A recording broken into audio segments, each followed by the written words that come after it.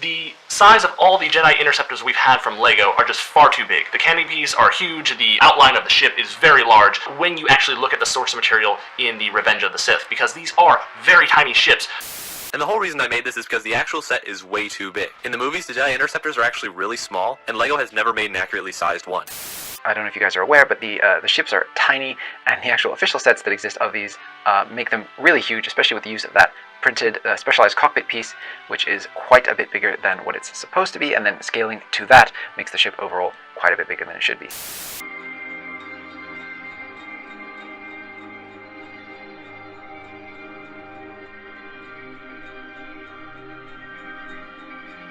Trying to fit a LEGO Interceptor into anything that isn't a giant landing pad is like trying to squeeze Jabba the Hutt into a pair of skinny jeans. It's almost impossible, and the end result is not pretty. There are a lot of cool custom options out there, but most are based around the molded Interceptor cockpit, so they end up being around the same size as the set. I noticed the Interceptor in the video was using a much smaller cockpit piece, and one I'd never seen used before, so this gave me hope that this was going to be a much smaller build. This thing is an absolute beauty. It's much closer to minifig scale and smaller than the LEGO set, but still big enough to look like a full-size ship and not a microfighter.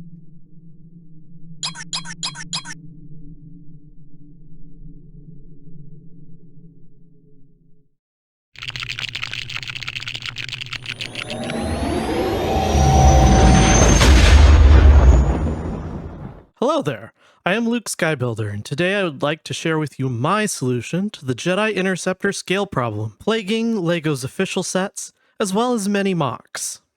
The instructions for this model are available for free on my Rubricable. These free instructions are currently available in 9 different color schemes, and each consists of 80 high-resolution images filled with easy-to-follow steps. Wow! I also have instructions for a few of my other models on my Rubricable. You should check that out.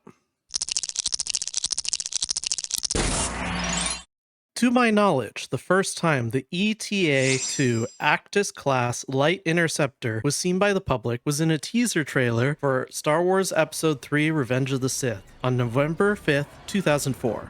But don't quote me on that.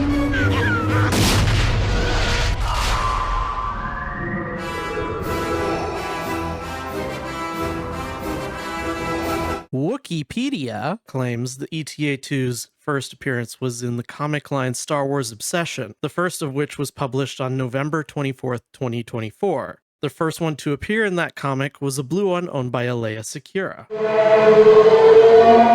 Notably, the ETA-2 appeared in Volume 2 of Genndy Tartakovsky's 2D animated Star Wars Clone Wars, which aired in March of 2005. Clone Wars featured Mace Windu's purple ETA-2 and Saesee Tiin's green ETA-2. General Tin, the ship is lost. It's time to get a new one. My personal first introduction to the ETA-2 was LEGO Star Wars the video game, which leaked the plot of Revenge of the Sith on March 29th, 2005, nearly 2 months before the movie came out.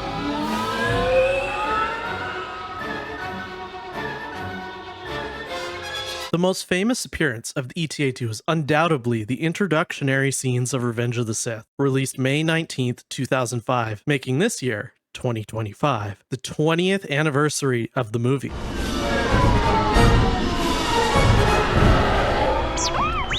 In-universe, the ETA-2 Actis-Class Light Interceptor was built by Kuat Systems Engineering to replace the Jedi Order's Delta-7 Aethersprite class Light Interceptor at the end of the Clone Wars. A rare 3-engined and astromechless version of this ship was used by a few daring clones, and a few ETA-2s would see use by the Empire and Rebellion early in the Galactic Civil War. The ETA-2 utilized powerful twin-ion engines on a small frame with minimal systems and light armor for extreme speeds. These design elements were carried over to the TIE series by the Empire because of the ETA-2's success in the Battle of Coruscant, where the heavier ARC-170 starfighters struggled. Although some rare ETAs were modified to have shields or a quartet of concussion missiles, most ETA-2s were stripped down even further to remove sensors and other systems that the Jedi didn't need. This was done to squeeze just a little bit more speed and performance out of the fighter. The ETA-2 came standard with 2 laser cannons and 2 smaller ion cannons. Like its predecessor, the Delta-7, this interceptor uses a hyperdrive ring for faster than light travel, and typically retains the R unit on the fighter itself for on-mission or in-battle support and navigation. The ETA-2 came in a diminutive 5.47 meters long, and that is why the scale of LEGO's renditions of it are scrutinized by many in the LEGO Star Wars community. LEGO has made many construction kits based on the ETA-2, the first of which hit the shelves in 2005 and starred in LEGO Star Wars the video game, and later in LEGO Star Wars the Complete Saga. These first two kits, set 7256 Jedi Starfighter and Vulture Droid, and set 7283 Ultimate Space Battle, introduced part 50986 Windscreen 10x6x3 Bubble Canopy Double Tapered. Although this is a very cool part, I think the persistent use of this oversized canopy is the source of the scaling issues. On a quick side note, LEGO's set 75401 Ahsoka's Jedi Starfighter does use the new part 7127 cone half 6x3x6 elliptic paraboloid with 4x2 top for its canopy, but it has the same width as the classic canopy part, and once you add the half dome behind it to fill out the shape of the cockpit, it is nearly the same length. It is a really cool cone piece, but as a canopy for the ETA-2, it just reduces the interior space in the cockpit, and it doesn't solve the overscaling problem. Just to be clear, LEGO's Jedi Interceptor sets are great playsets, and making the ship slightly larger makes it a great toy. I, and many others, would consider them to be play scale. Many adult fans, however, want a more accurately scaled model.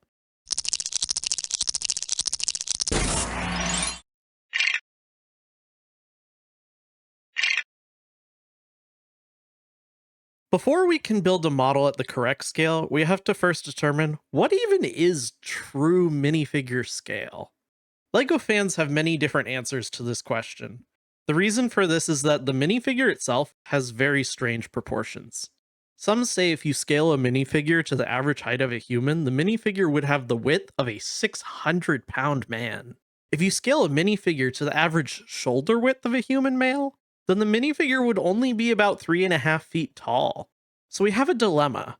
The average human male with a 16-inch shoulder width and a 5'6" height is about 26 minifigure torsos wide and about 42 minifigures tall. A 6-foot tall male is about 46 minifigures tall.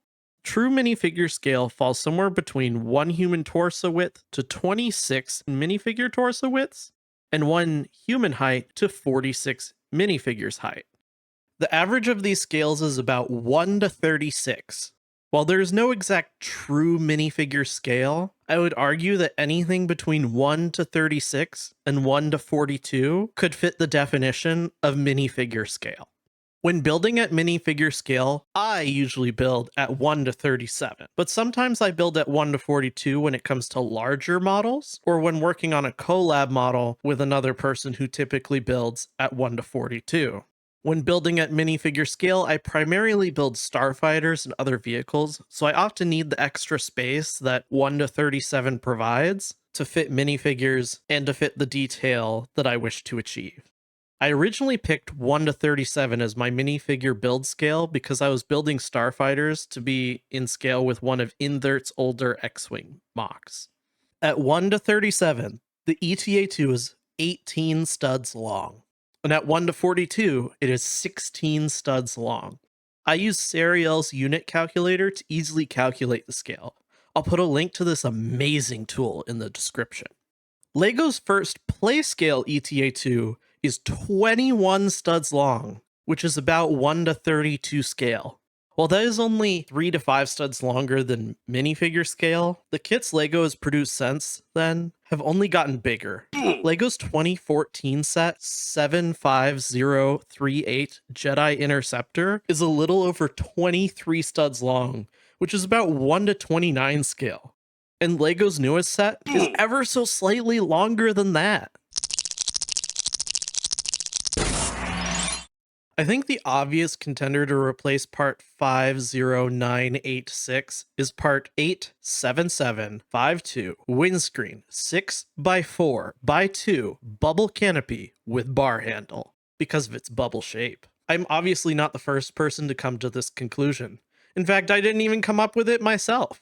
My model is barely even my own creation, and is more of an amalgamation of other builders' mocks, and other builders' amalgamations of even more builders' mocks. I was primarily inspired by BAUFman Bricks and ClassicBrix, not just for my model, but also for this video. BAUFman Bricks ETA-2 is one such amalgamation.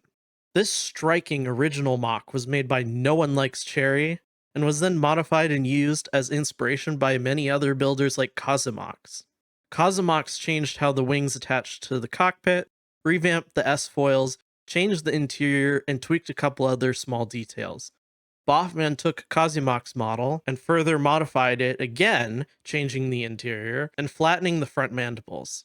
A rebrickable user by the name of WD10209, also known as Tim Tam Thank You Ma'am on Reddit, added piece 1686, large figure armor, round, smooth, with bar handle, free ends, to the back of BAUFman's model, and that elegantly covered the biggest issue I had with part 87752, the janky handle. This spontaneous community project was getting even better with each builder's touch, and I set out to try my own hand at refining it.